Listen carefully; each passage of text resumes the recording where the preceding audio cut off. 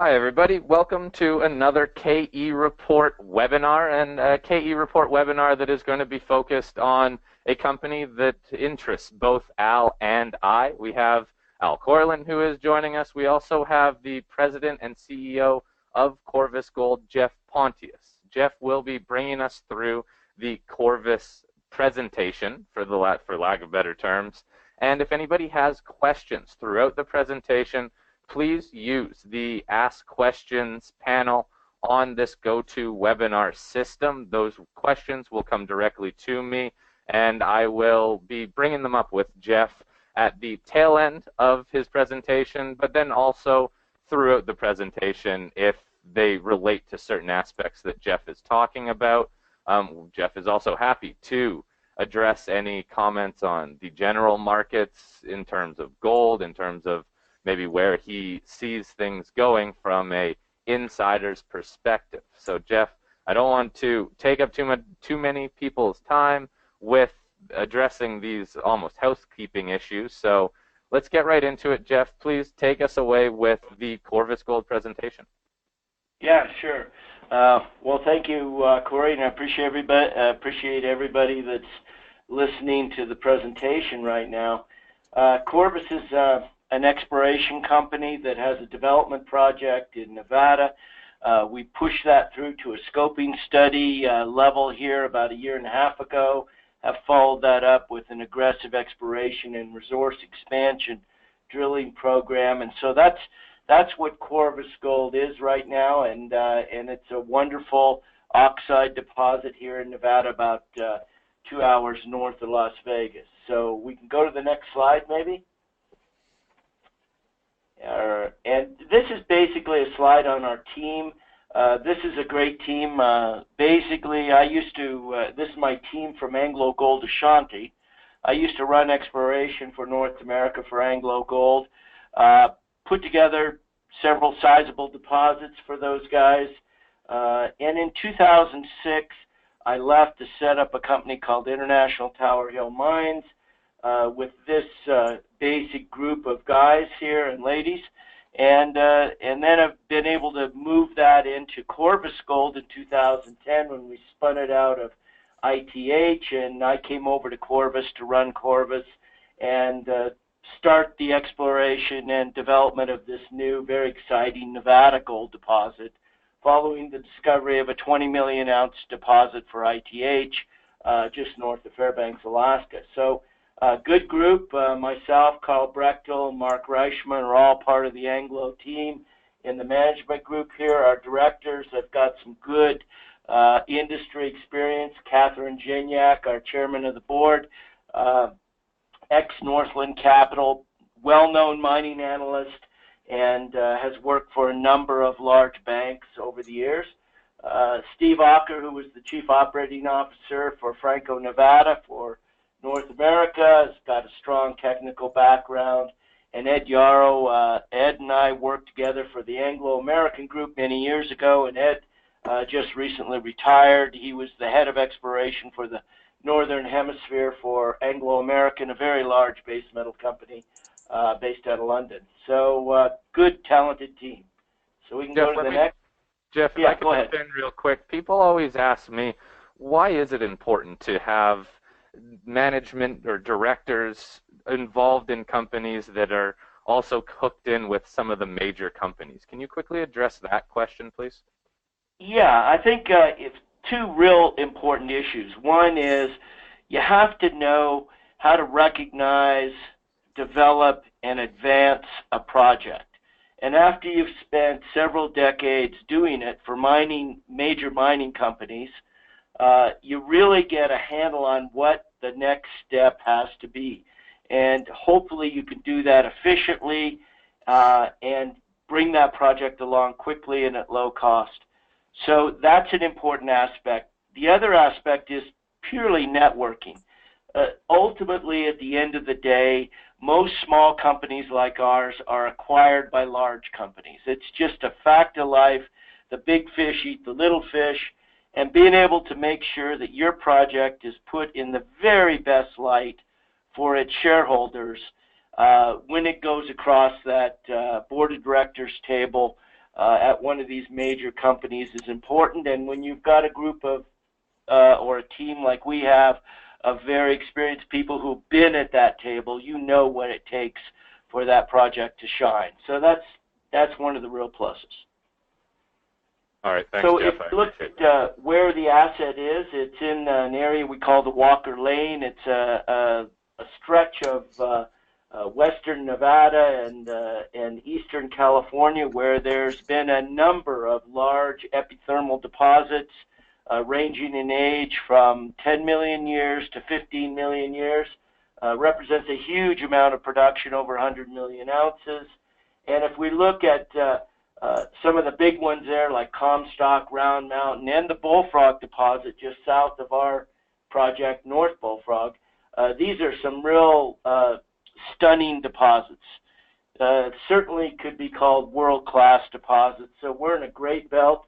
We're about 2 hours north of Las Vegas, so logistically very favorable. Major highway between Las Vegas and Reno, Nevada, goes right by the property, so it's in a great location. So we can go to the next slide.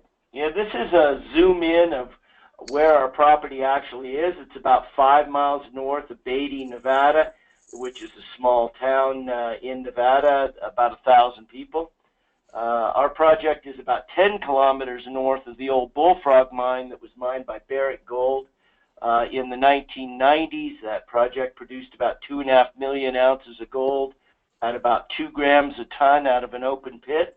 Very similar to our Yellowjacket deposit that we found and have our mine plan on right now to the north. Very prolific belt. Age of mineralization in here is 10 million years. And it's a big district. It's over 5 million ounces, and so there's some great potential for additional discoveries within the district. We can go to the next slide. So this is our little town of Beatty, Nevada. It's a interesting little town here in Nevada. It's also got a small city that is about 1,000 people, and right next to it is the Bullfrog mine, the Barrick mine, back in the 1990s that we discussed. And when you see the Bullfrog mine come into the picture here, which is in the picture now, it's a classic open pit deposit. Some of the statistics there about what was produced out of there. The ore was mined and taken to an oxide mill, and that was recovered there. And production costs were under $200 an ounce back then. So this is a very important mine in our area, and we're probably looking at something very similar to this on our project. This is the next shot here. It's giving you an idea of what we have here. This is the PEA numbers that were generated from our economic study we did and our resource.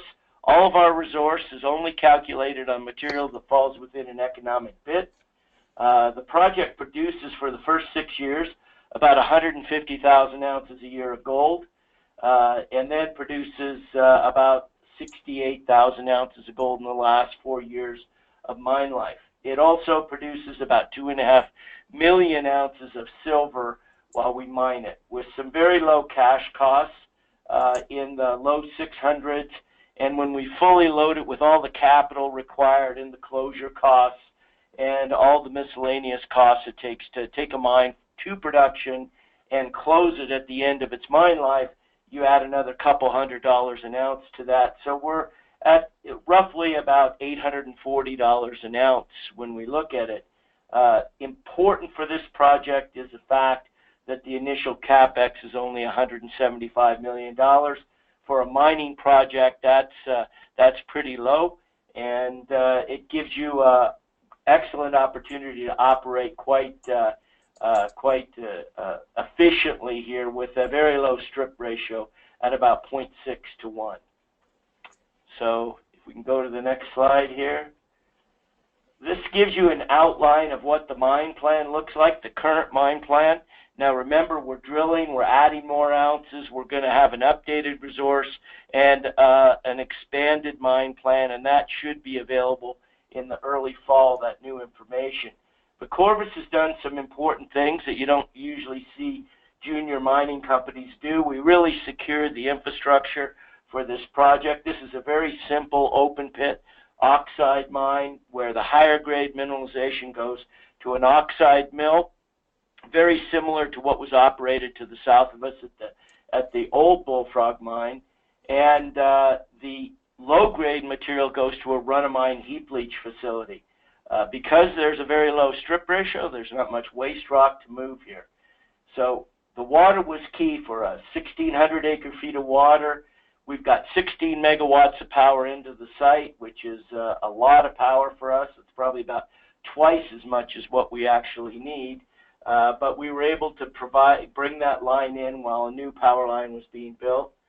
Got great access to the project, road network all through the project, off of the main highway that goes between Las Vegas and Reno, Nevada.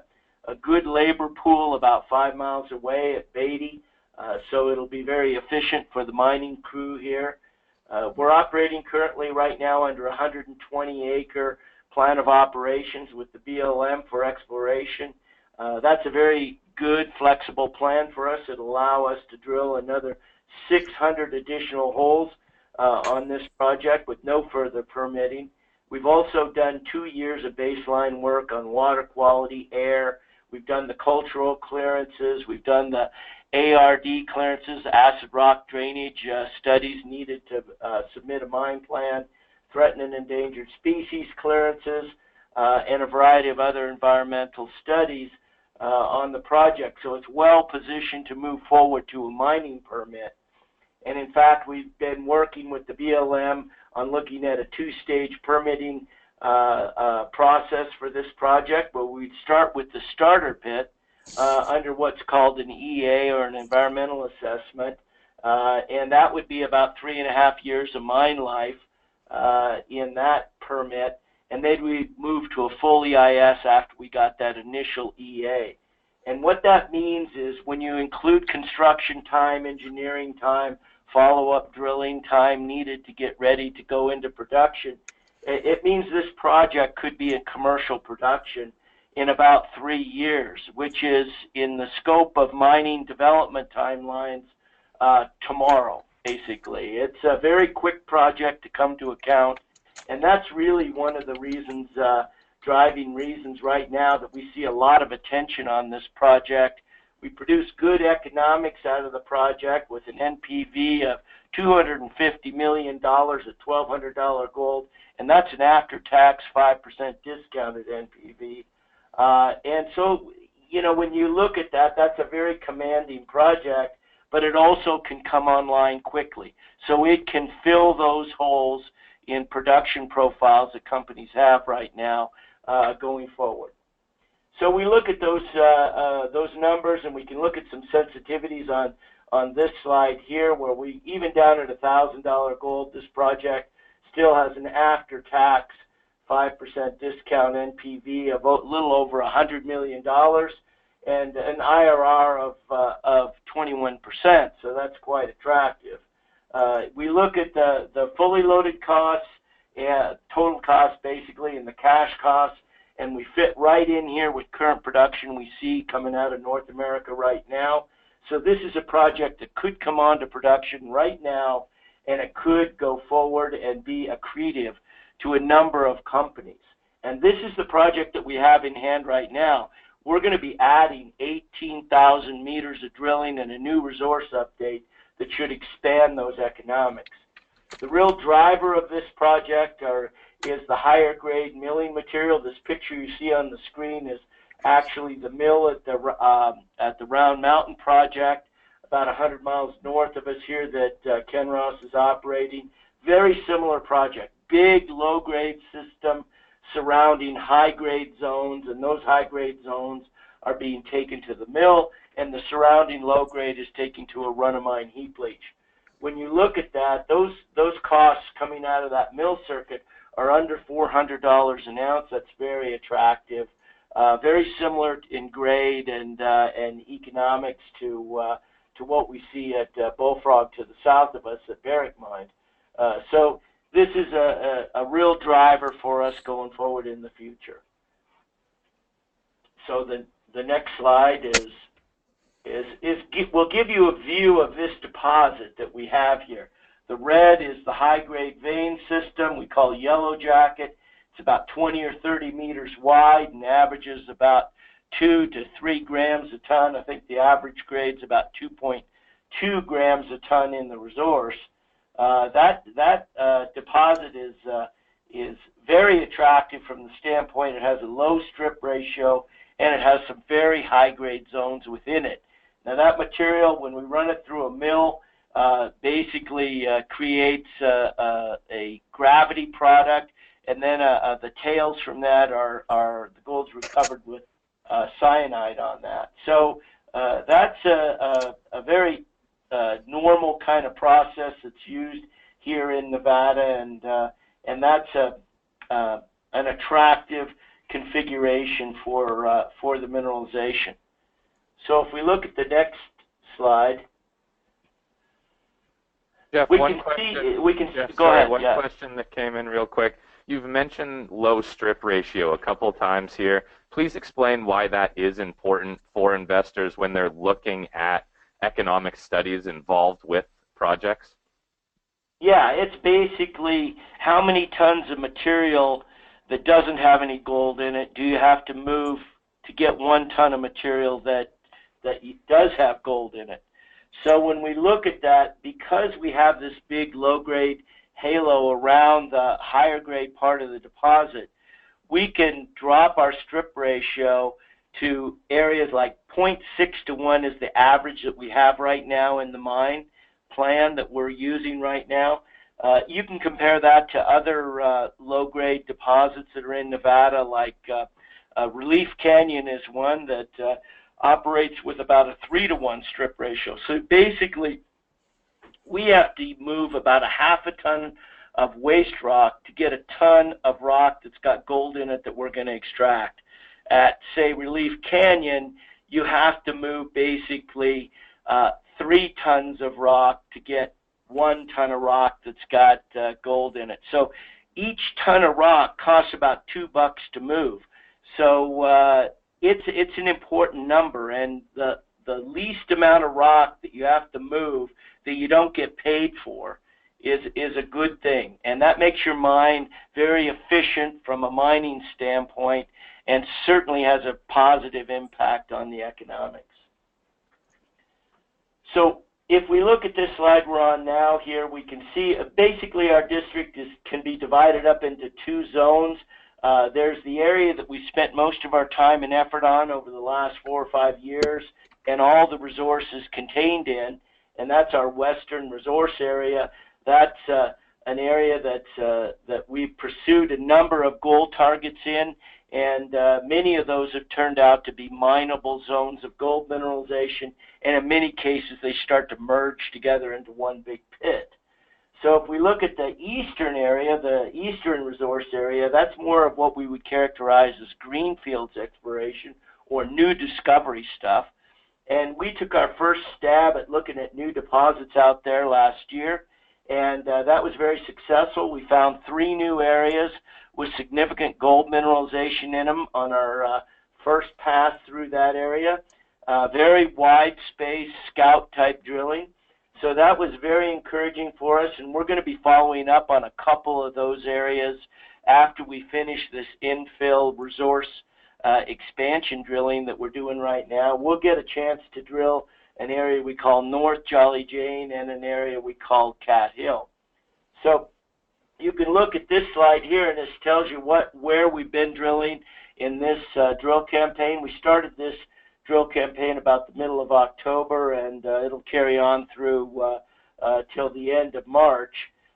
Most of it is dedicated to drilling off the north end of that big deposit with the red blob in it. 2 new vein systems were discovered last year, and we're following those up with infill drilling. So we'll get enough drill density in those areas that we can create resource blocks and then we can see if our pit will pull those resource blocks, and that's how we're going to add ounces into the deposit. So the one on the east side is called Liberator, and the one on the west side is called NWSB. We should start to see results come out here very shortly from that drilling campaign. We've had a bit of a delay at the assay lab, and the fact that there's been so much work going on in Nevada that has overwhelmed the assay labs that have been that are in Reno, and so there's been a bit of a delay on some of those results, but we should start to see those coming in here shortly, and those will be follow-up drill holes that will be adding ounces to the overall mine plan. Also in the area what we call North Jolly Jane, down on the right side of the picture there, we've had some scout drilling in there that's delivered some very broad intervals of low-grade mineralization. That's sort of the first thing we see before we can find the feeder zones in there, and so we'll be following that up with what we call fence drilling, a series of angle holes across those high-grade structures. So this photo or this animation right here shows you how the gold system actually formed.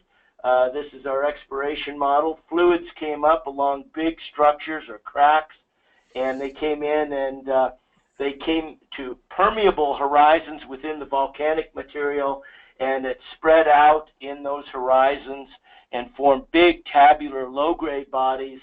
And then where the actual plumbing system was that the fluids came up along, those formed high-grade veins. They saw lots and lots of repeated pulses of fluid, and those became high-grade areas where we see grades that average 2 to 3 grams over broad widths of 20 to 30 meters. And in some narrower veins of a meter or two wide, they go from 10 to 20 grams a ton. So they're very exciting areas, and that's what we really try to find. So we use angle drilling to try and go through and identify those vein systems after we find significant areas of low-grade mineralization that tell us the system's operating in those areas. So we can go on to the next slide here. So this slide gives you a little view of some of the exploration. This is a drone flight right down the main axis of the big deposit we have called Sierra Blanca Yellowjacket. And you can see popping up here, you can see where the edge of the pit is, you can see where the current pit is, you can see the resource model in there, and some of the high and low grade material in there, and some of the new exploration targets that we've been drilling on. Yellowjacket was our first big vein discovery, and then Northwest Sierra Blanca is another one that we found, and then Liberator is another area that we've been drilling recently, along with new discoveries at Rhyolite, and ultimately on the very north end here we found a new discovery we call Swale. So this deposit continues to grow. Have we found the edge of it? No, we probably haven't found the edge of it. So this is certainly something that we expect through time will get bigger and bigger and then turn into a much larger pit. So we look at our new discovery program, things that we think are new deposits that we're going to find and really turn into the next Yellowjacket, the next Sierra Blanca. As I said, Jolly Jane North on the map you can see, and then an area we call Cat Hill. There's a picture of Cat Hill here. We put the first 2 holes in that occurrence or that discovery last year. They had broad zones of gold mineralization 30 to 80 meters thick. And there's a small resource on the north end of Cat Hill of about 20,000 ounces at a couple grams a ton that we believe is related to a big structure. So we'll be doing some fence drilling in this area, and we hope to find a brand new big deposit out here. This is about 4 kilometers away from our current proposed mining operation, certainly within the realm of being able to go to a central processing facility after we find it. But we have many more other targets to go follow up and chase out here, and we're just trying to be methodical about taking the best ones and continue developing the district as we go forward. So this gives a little a bit on the gold industry. As a geologist that's worked in this business for over 35 years, this is a chart means a lot to me from the standpoint of I participated in a number of discoveries through the years, but it's been amazing how few discoveries we've had over the last 5 years. It's been a real drought, and it hasn't been for the lack of exploration spending, although because of the poor discovery rate, exploration spending has dropped off pretty dramatically in the last couple of years. But it's amazing how few new deposits are being found. And North Bullfrog is a new discovery. We put it in the moderate size right now at about 1.7 million contained ounces in pit right now, 1.2 million recoverable. So it fits the bill there. It's a bit of a tick on the bottom of the map, on the bottom of the chart, but as we continue to grow it, this is really where you grow your new resources. You got to have new discoveries to grow resources quickly. So gold is going to become scarcer and scarcer as we go forward. If we look at what does this mean for the gold production companies, it means that their production profiles are dropping off. So they're having less and less ounces ahead of them to produce from. And that's going to be an important driver in the future in the fact that gold scarcity is going to continue to be there. And we're going to continue to see these companies needing to fill those production profiles. And you can see some of the well-known companies here that are just not replacing their ounces that they're mining right now. So either they're going to have to drop off production in the future, and if gold price goes up, that's definitely something that they don't want to do, or they're going to have to acquire or find new ounces. So that's an important driver for companies like Corvus right now. How are they doing it? This is the strategy that we see going forward over the last couple of years. What they're doing is they've cut their exploration back dramatically. They basically aren't investing in what Corvus Gold does, which is greenfields or new discovery type work. So what their strategy is, they're going to participate with guys like us. For one reason, we're more efficient than they are. And I can tell you that for a fact. I used to run a large exploration group for AngloGold Ashanti, North America, and Corvus is a much more efficient operator than my organization was back then. Less overhead, more direct, and strategic spending on the actual exploration assets. So you can see these list of companies that are probably some of the guys that are going to be out there looking to make acquisitions in the future. And so they're trying to take down anywhere from 10 to 20% of these junior explorers that are, in their mind, doing a good job and have an asset that they're interested in. And we're no exception. AngloGold owns 18.5% of us, and they've purchased that position over the last 3 or 4 years. So that's a good vote of confidence, I guess, for us. But a number of other companies you can see here. This is an interesting chart. It was put together by RBC. It basically shows a variety of companies that have either been acquired or could be acquired in the future, and what the rate of return would be if the company went out, acquired them for a 40% premium over what their share price is now, and what they and including all the costs to build the project and take it forward. Now, some of these are projects that have already been built, like Cripple Creek, when Newmont bought that, so you would expect a lower IRR on those. But if you look at the median IRR for projects like North Bullfrog, where you have to build it, in addition, it's about 12%. And if we took Corvus Gold and moved it down this chart to 12% line, we would have to have an effective share price right now of $1.80. And that's an interesting number in the fact that when you look at the NPV for our project right now, Corvus Gold's current 66-cent share price or 67-cent share price is about 20% of that NPV for the project. And the numbers are all pretty much agreeable in those lines. So, you know, I anticipate Corvus Gold being able to, over this coming year, capture back much more of that NPV of the project. And we hope to increase that NPV with the new resource update and the new economic study this fall. So I think it bodes well for a Corvus Gold to have a great spot on the chart like this.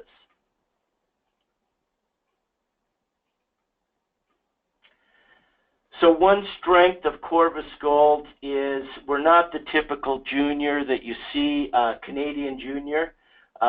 We've never done a bank financing. We've never done a brokered financing. We've never issued a warrant, which is the thing that really hinders a lot of Canadian deals. It seems like they like to finance by giving out warrants, which is a free upside protection for the people participating in the financing. Corvus, our management group, controls about a little less than 7%. We bought that position in the market.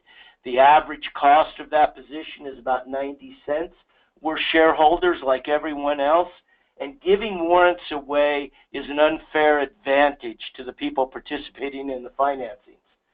We've done a lot of financings, but they've all been private placements. They've all been at or near market price, so they've been what the shareholder could go out and buy the stock for. Average price of those financings right now is 87 cents. If you look at our key shareholders, it reflects groups that really look for long-term value, not the pump and dump kind of guys that you usually find on Bay Street, but more along the lines of guys that are looking for an asset that can grow through time, is a quality asset, and they know that the asset is going to continue to add value in the future as gold price goes up. And so you look at the groups like Tocqueville Asset Management, the largest gold fund in New York, or in North America, I should say. AngloGold Ashanti, a large South African gold mining company. Our management group, Resource Capital Fund out of Denver here, that is a good resource investment group longer term. Van Eck Global, which is a great gold investment group out of New York. And just recently we brought the Osisko group in, which is a very dynamic group, a mining group that took a little less than 3% of the company. So this is really a great shareholder base. We only have about 15 million shares afloat in the company. The rest of it is long-term shareholders. And so there's a real opportunity for Corvus to perform in an appreciating gold market or with good exploration results. Jeff, real quick, can you touch on how long Tocqueville and Anglo have been involved in the company? Tocqueville and Anglo started investing in the company right away, and so as soon as we formed it. So now they're guys that know me over the years, and I guess they like my track record, and so they thought it was a good bet to see if they could give us some money and we could go out and make a discovery. So I think it's been a good investment for them over the years.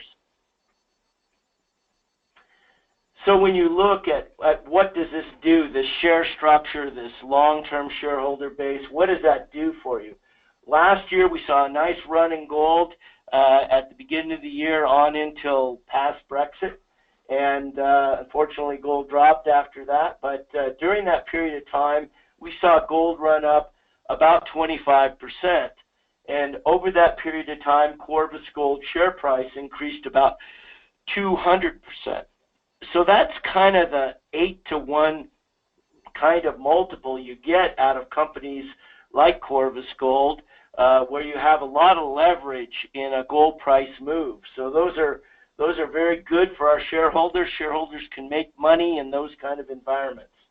Now the chart below that shows how Corvus performs in a flat gold environment, where gold really didn't go up at all over this period of time. But Corvus made its first discovery of the Yellowjacket vein system, our first high-grade vein system, and we delivered a lot of exploration results over the months into the marketplace, and that drove, in a dead flat gold environment, the share price up. In this case, it was 178%. But, you know, companies, exploration in particular companies, can move with exploration results, and they can move in a strong gold environment. Now, when we look at the landscape out there in front of us right now, we see a gold environment that is positive. We think gold price is going to go up during 2017. And we also have a lot of exploration information that's going to come into the marketplace over the next few months. So we're hopeful for sort of a combined effort of both these charts, where we're delivering a lot of exploration results and we're in a strong gold environment, so we get the benefit of both of those things that drive our share price. And we hope to give our investors, whether they're in the stock now or whether they're new investors, an opportunity to make some real money in this deal, and you know, make it over a period of time where they can get a double, triple, or quadruple on their investment. So that's the kind of a focus that we have. And I think the next slide is the end of the presentation. Just gives you some scenery views of our lovely landscape out there in the middle of the desert, and great place for a mine, and really exciting project with a big oxide deposit that's continuing to grow, and an opportunity at depth below this oxide deposit. There's a large, right now within our resource base, it's about 1.5 million ounces of sulfide that have not been included in the PEA study or the in-pit resource right now, and we're doing some test work on that material to see if there's a way we can deal with that, and you know, that'll all progress this year as well. All right, Jeff, I appreciate this more or less coverage on not just the gold sector, also on Corvus. I've been out to the project, as Al has too, and it was very, very interesting to see how accessible that project was. That was one thing that really stuck out in my mind. Can you talk about the accessibility of the project, how close it is to the highway? Yeah, well, our property goes across the highway, but our deposit is probably about 4.5 kilometers from the highway. We have an extensive network of roads throughout the property package, good quality roads that you can basically drive or rent a car just about anywhere you want on the property.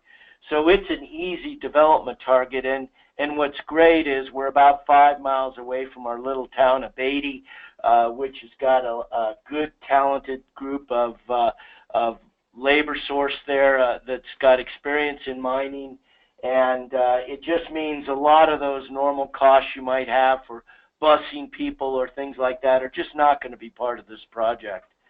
You know, it's going to be a very easy project to develop, build, and operate.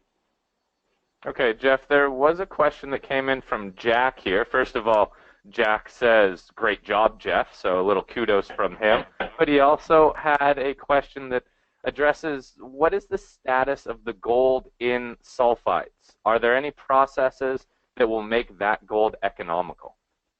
Yeah, and you know, that is certainly something we're studying right now. There's a mining project in northern Nevada called Highcroft, where they're experimenting with the use of a sodium carbonate material called trona that is very active and has an ability to break down the sulfide grains quickly and do it in an alkaline chemistry environment. Basically, in the old days, when I was with Anglo, we did a lot of bio-leaching or test studies on bio-leaching, and you do all that at a very low pH, a very acid environment to make the bugs live so they can eat the sulfides up.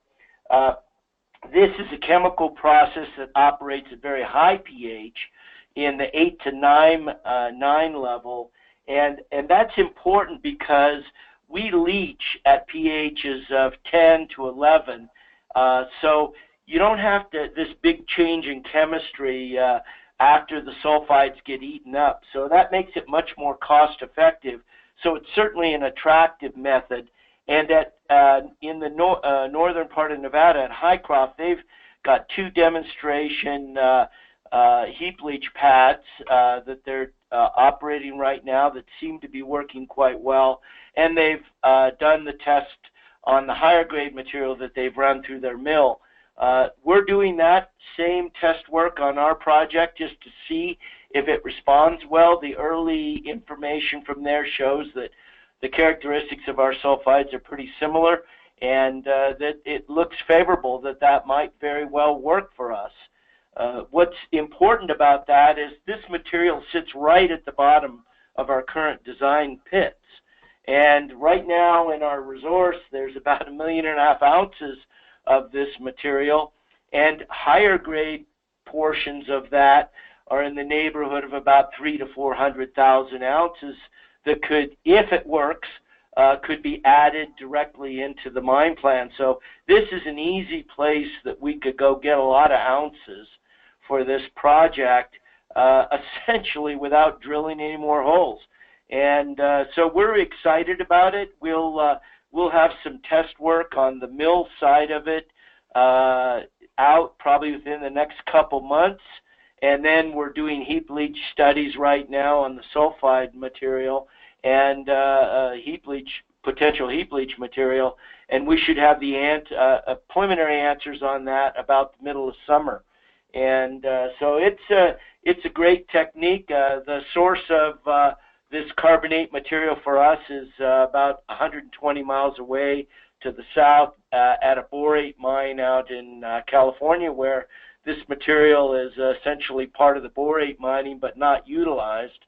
And so we just bring it up from that source right down there, which is relatively close, and add it into the material, and it oxidizes the sulfides and then allows us to get the gold out of them.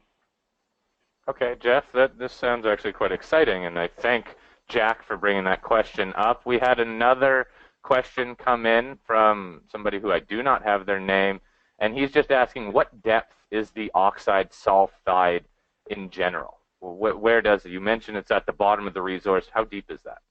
Yeah, we mine down to about 150 meters. We mine the oxide portion of the deposit. We really haven't gone down into a material that's called transition material, and that's a mixture of oxide and sulfide material. But so we just mine that thin skin about 150 meters. You know, essentially that's about 500 feet deep of material off. But remember, mines, open pit mines, go quite deep, particularly in Nevada. I mean, it's not uncommon to see mines that are 500 or 600 meters deep. So, you know, we're mining a relatively shallow zone right now out of this, down to about 150 meters.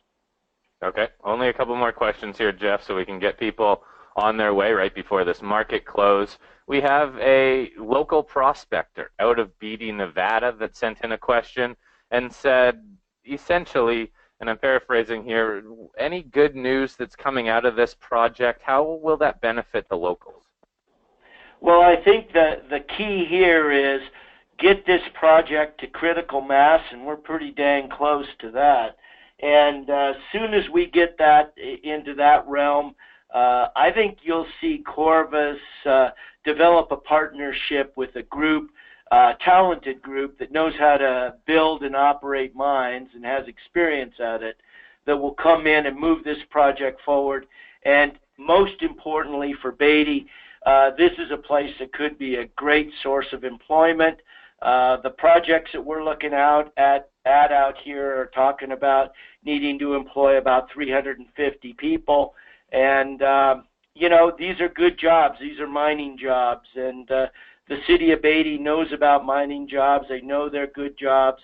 And it would be a real economic shot in the arm for Beatty, I think.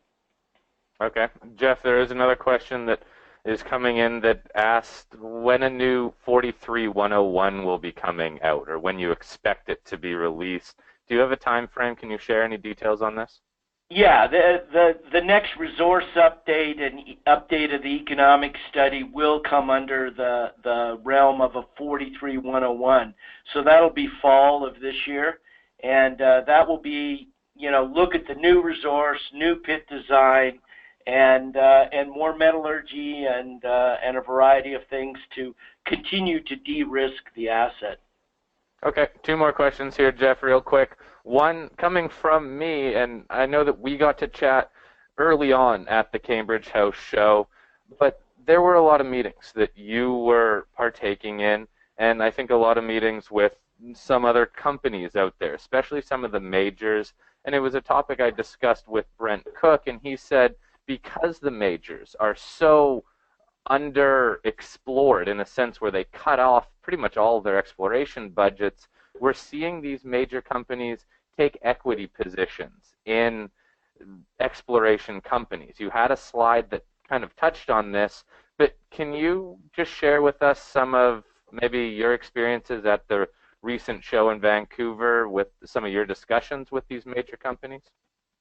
Yeah, and it's no surprise, I'm sure, but we've had a number of major companies out to the site. I think we're operating under 11 different CAs right now, which are confidentiality agreements that they sign that gives them access to all of our data, and we get them out to the site. They take a hard look at it.